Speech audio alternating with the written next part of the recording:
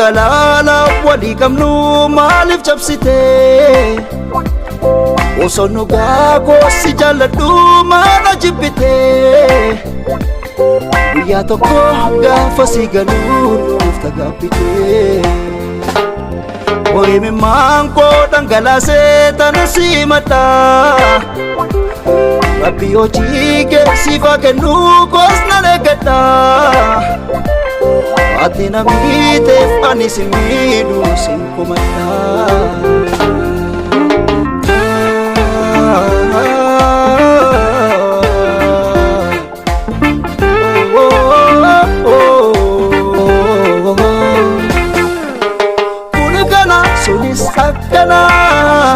Sabarte gafsana sif gale kasifini gale mali falte ko mirkana achana ko firi jalala anati jijirate amala wanu fi osone sinjadu ma formanati tata amaruma narasa jiru dindamade fayare buru Maruma narasa jiru dandamade fayare buru la la la la la la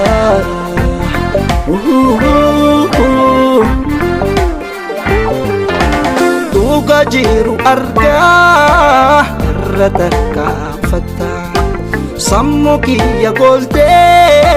najeku filata Garu Kochike sif gale nigabita buru Tuga jiru arga rataka fata sammuki ya golte najeku filata Garu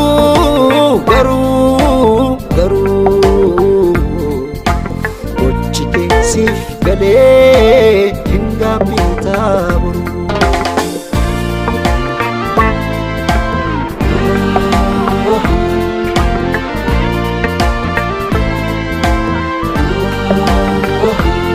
Ergu jalala wali kamnu malif chapsite Osono gago si jaladu mana jibite Guyyaa tokko gaafa si galuuf tagabbite Hoime manko dhangalase tana si mata Rabbi hojii sifa kennu gosna legata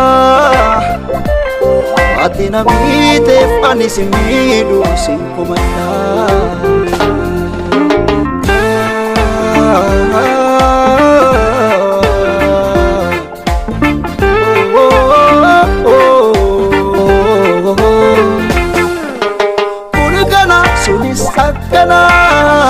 Sabarte gafsana sif gale kasifini gale mali falte ko mirkana achana ko firi jalala anati jijirate amala wanu fi osone sinjadu ma formanati tata amaruma narasa jiru dindamade fayare buru Maruma narasa jiru dandamade fayare buru la la la la la la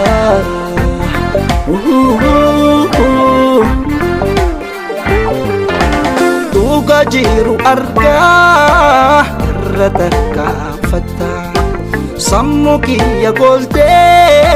najeku filata Garu Kochike sif gale nigabita buru Tuga jiru arga rataka fata sammuki ya golte najeku filata Garu